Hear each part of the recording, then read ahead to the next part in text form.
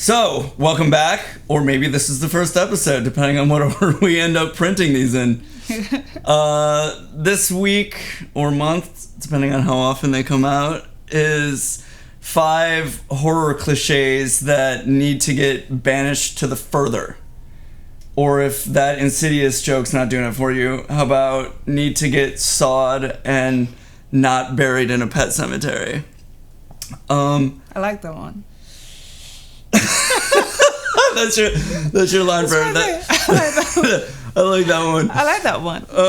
That's critical comments by Reese Goldberg. Reese. So number 1, we've got the cat scare, which is a subgroup of the fake scare.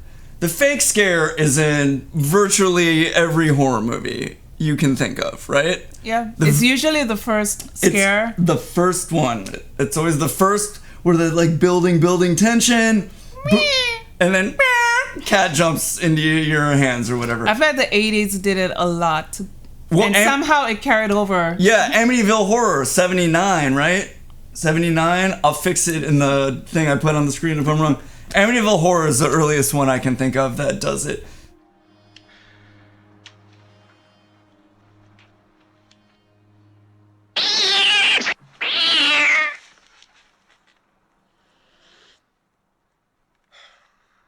Yeah, Enfield Haunting, which we talked about in one of our other videos, which is like a sort of true story about the haunting that The Conjuring was based on. That's great because the first scare is a real scare. And you're like, oh, here comes the fake scare. And then it's a real scare. Love that move. Love when it's actually a real scare. Yep. And number 2. Number dos. No, me? I'll do it. This one drives me nuts. This is probably number 2 in terms of ones that I hate the most, which is people refusing to kill what is blatantly the devil or a demon or some otherworldly monster because it happens to look like a child. Or often looks like a child that has been dead for like 50 years. So you know there's no way. Yeah. The shit was levitating and like vomiting Nazis with locusts coming out of their eyes like 10 minutes ago. And now you're like, wait, no, don't kill it. It's a child. And I'm sorry, but it's basically always a white woman that does that. It's always some, and it's for like, and it's usually it is. And it's kind of insidious because it's like this virtue signaling, right? Isn't that like the term that everybody's yelling about on YouTube She'll these kill days? everyone, have other people die for her, and then suddenly... Right, she'll let the people... The kid who's evil... People will line up and like take a number to die for her. Like, oh, I just met you, but you're a woman, so I'm going to die for you.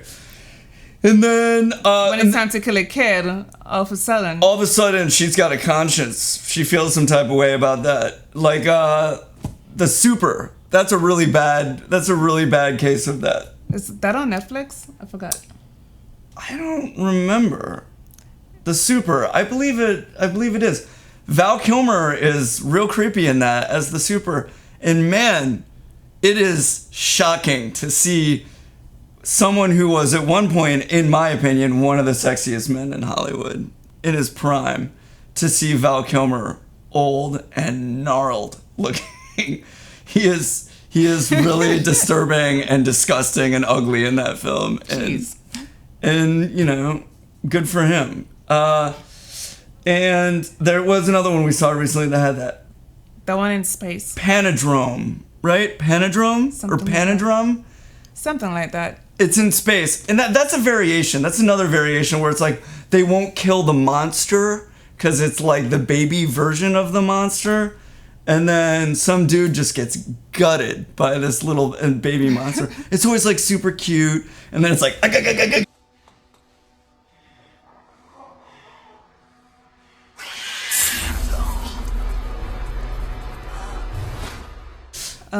That one's super annoying. Number 3? Number 3. You can do this one.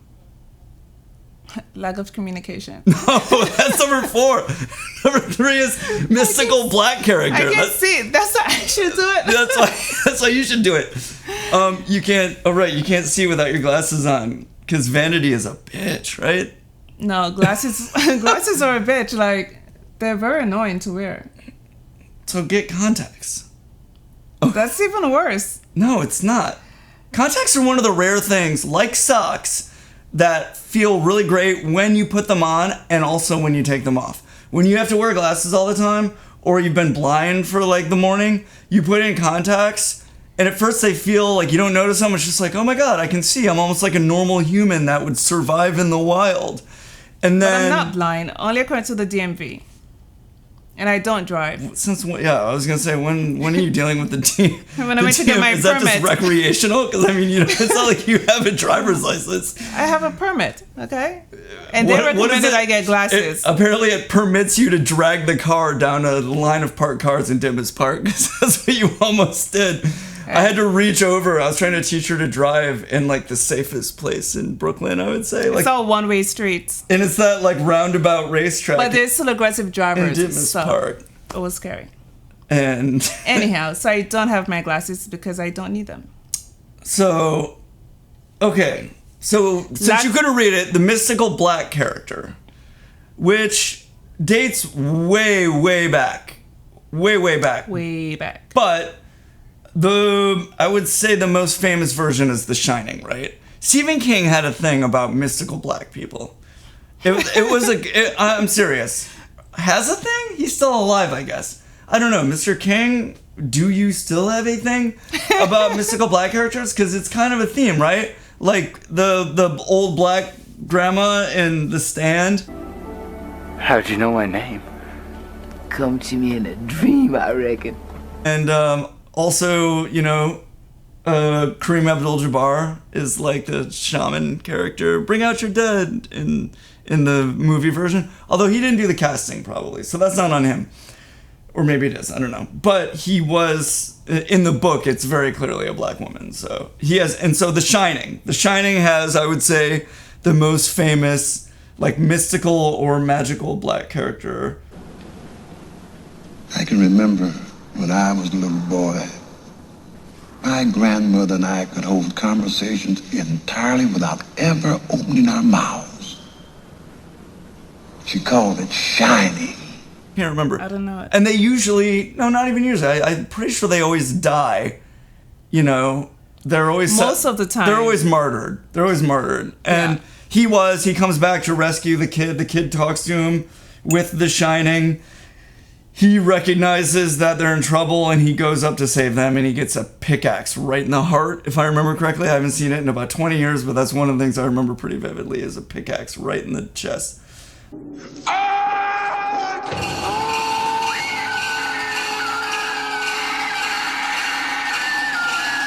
The other one was Malicious. We saw recently. Just to tie it into another movie on the list, there's a female character. The actress's name escapes me, but she plays like the naughty sister in Malicious, and she's also like this sort of drunk naughty roommate in The Super that sort of hits on the main character.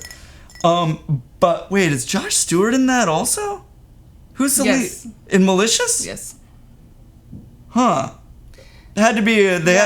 They must have shared a casting director because it's not the same director. I looked it up. It must have a producer or a casting director because Josh Stewart, who's in The Collector, also, if you've seen that, often plays these sort of flawed but likable characters, and he's in Malicious. Anyway, in that, there's a mystical black character. I think we're going to try to show some clips of this. Mama, my day. Record again, David. There's somebody up there. What does it want?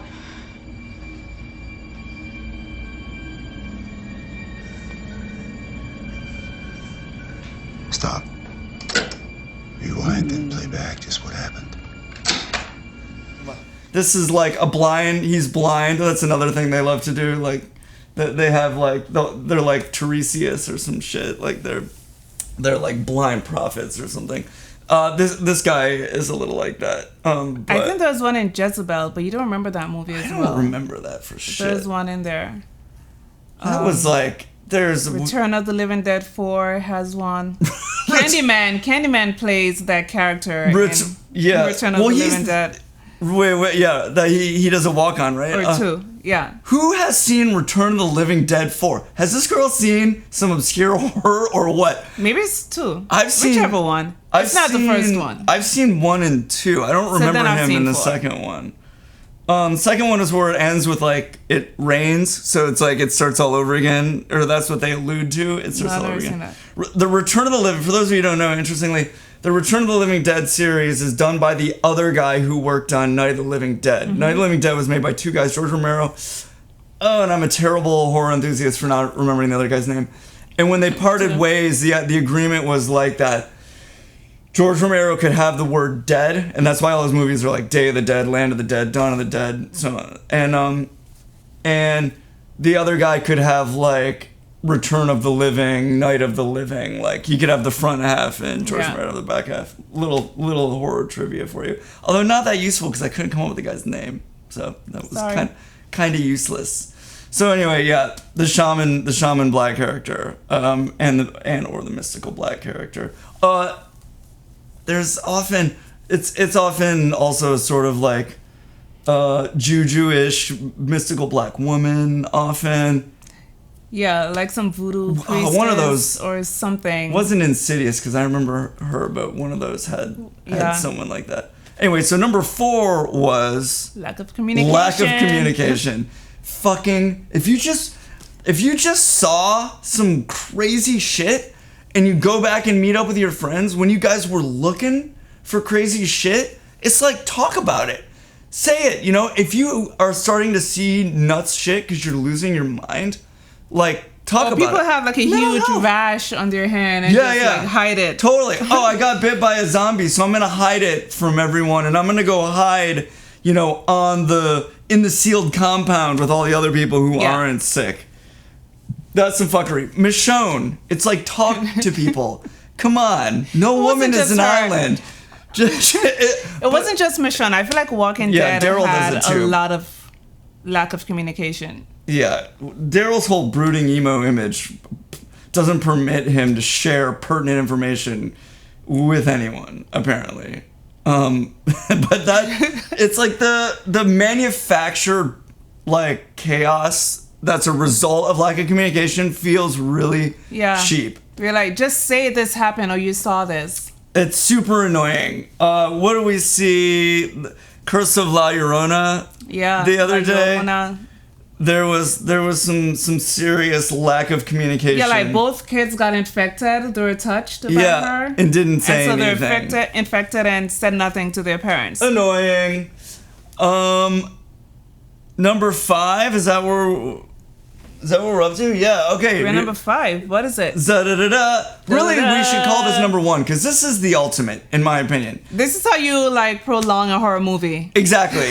It's really annoying. There's like, in the old days it was, the car won't start. It turned into the modern like, I don't have cell reception, or my battery's dead. Like, or tripping in the 80s, you just have to fall. Yeah, you just gotta fall. Because like, you know, so that the villain can catch up to you somehow. Because Jason would be like somehow like lumbering slowly, and you're running still right behind someone who's like in a dead sprint the whole time. So they had to explain it somehow, and it was like tripping and falling and hurting their foot or their leg. So number 5, but what is really number 1 in our hearts? Let's be honest. We call the hit and run, or also called the Suge Knight. Zadat King. The hit and run is where someone hatches a whole plan of how they're going to turn the tables on the antagonist, and they spend months. They like sharpen something into a point, or like build a tool out of like dried oatmeal or some crazy shit that they spend months doing, and then sometimes they're sometimes they're really beat up, but that's when they finally finish them off. Yeah, when they're finally beat up. They'll finally get a chance, and they'll fucking hit the person one time and just run. Or they'll have a gun and they'll shoot him one time in the shoulder, and the person will fall down, maybe even be unconscious temporarily. And instead of running up and shooting him some more or bashing him in the fucking head, they just run away. even when they're in the middle of nowhere and they know they can't escape. That shit drives me. I gotta tell you, and I'm talking from experience. It's really frustrating. I got kidnapped in Colombia, and I'll probably make a video about it at some point. Most people in my life all know the story. I've done like interviews in for early other people's podcasts. And they always ask me about it when I do interviews in the music world. But anyway, I'll tell you, there was a point where I was behind the guy and we were walking through the jungle in Colombia outside Cartagena. And I started looking for like a rock, you know, like really surreptitiously scanning the ground for a rock. And I was having these vivid, intense fantasies of finding one and hitting him in the head and then literally just ragdolling him on the ground until I saw his brain. I literally thought, I'm gonna hit him in the fucking head until I can look at his brain. You have to finish him. You gotta finish him. And can you imagine hitting him and then just running off and then he gets up? And it wasn't even like, that's the logical thing to do. Like, that's the safer thing to do. It was, you're so fucked up from what you've been through that when you finally get the chance, you are gonna go apeshit on this person. And Not in the movies. Not in the movies. I felt a little guilty, to be honest, for a while about how violent the fantasies I was having were, because they were really intense. And I thought about them for a long time. Because it's the only time in my life, or the first time in my life, to be sure, that I legitimately wanted to end somebody. And the thought of it felt good. That was dark. So until you start watching horror movies. Then you're like... No, yeah. Now people just be like, oh, man, well, Creep. We watched not Creep with Homeboy from The League. There's another movie, Creep. It's British. That's the British one from 2014. Yeah, it's pretty solid, actually. It's about the subway, the tube, as they call it in England. It takes place mostly in the subway. It's cool, and it's got some classic, like, there's this thing. Do we talk? I don't want to spoilers. Yeah, let's not give it away.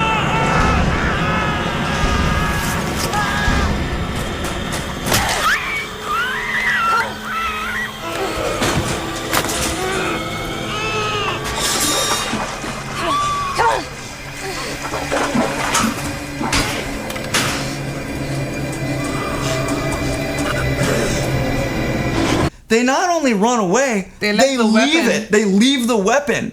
That's another. Dropping your weapon beautiful. And start running again. Definitely leave the weapon for the thing that you didn't actually do much damage to and ran away from. So that's old. And I think I said this in another video. That's what was refreshing about the movie Get Out. When you see it, is he doesn't do anything stupid like that. Yeah, once he finally escaped, right, he just like finish everyone. And he gets suspicious right at the moment where you would actually, if someone that you thought you were in love with, if this stuff was going on, that was the moment where you'd finally admit to yourself, this is fucking weird and I'm suspicious. All of that felt really good and was really... You know what I love? That he didn't get really soft when it was time to kill her. Yeah, he didn't. You know, at that point, he's like, it's my life or yours. And again, I've been in that situation, and that's how you're going to be. And, you know, I wasn't someone I loved, but it was actually someone that I'd known for a couple weeks at that point, and who things had been cool with at one point, you know, and because I got, you know, like I was like... He was your little friend. I was like 19 and had never been outside the U.S. and didn't speak Spanish, and went to Colombia in 1997 when it was just going berserk, and just kind of wandered around Colombia and like would hang out with anyone who'd hang out with me. And so like eventually someone was like, you know, I'm gonna get this dude. It's an intense story. I'll tell it. I'll make a video about it one of these days. It'll be like Kevin's real horror stories. That'll be one of them. I don't have any. Yeah, you know. Well, I mean, Jamaica's not known for, you know, violence or anything. Yeah, we're known for sunshine and white sandy beaches. I was partly kidding. I mean, Jamaica's famously kind of a dangerous place to go to as a tourist. But, that's not where I grew up. What's another hit and run classic? Cold Prey. Cold Prey. Which was a good movie, but she totally... Was it Danish? Swedish? Something like that. You know, one of the ultra white. But again, another one countries. Where not finishing had the gun twice. In Cold Prey 2, right? 1 and 2. In Cold Prey 2, she's seen this dude basically come back to life, and she's still like, she hits him, knocks him unconscious. She's got a gun, and she goes, "Oh, I'm gonna go check out my friend and make sure my friend's okay." And then I'm gonna go back and deal with the supernatural she's literally thing right that's trying to here kill with him. a gun, right? Just like it's like on your way. One shot, take and some get pot going. shots at him on your way. Yeah, that and it's a drag because otherwise, like Cold Prey 1 was very good. It was a 6 point something, I would say, if I was rating it on IMDb. And number 2 was almost as good, as solid, cool vibe. They had a cool vibe and pretty good music. But that shit was annoying. So I guess that wraps it up. If you've got any other... Jeez, I feel like every time we do one of these videos, we always go back to Get Out. Yeah, well, it's because it's a really good horror movie. It is. We just watched Us the other day, and it's very good. It's not perfect though. Get Out was nearly he hates perfect. The ending. Yeah. Well, if you haven't seen it, let's do a separate video about that. I feel like we should do a whole video about Us. Okay. Because there's aspects of it that are really great and I really loved, and then a couple things, inconsistently tough enemies like. Let's go do another video right now. Yeah, all right. Let's do another video right now. So let's. We're gonna change those so it looks like a different night. Anyway. Thanks for listening. Leave some comments. What are some movies we should check out? What are some other like really annoying cliches like splitting up? They've been starting to address that. Stop splitting up. They've started to address that. Now that in movies they'll even have a thing where they're like, okay, so we're not supposed to split up. Like they address it at least. So anyway, let us know what you think. Thanks so much for listening. Cheers. Cheers.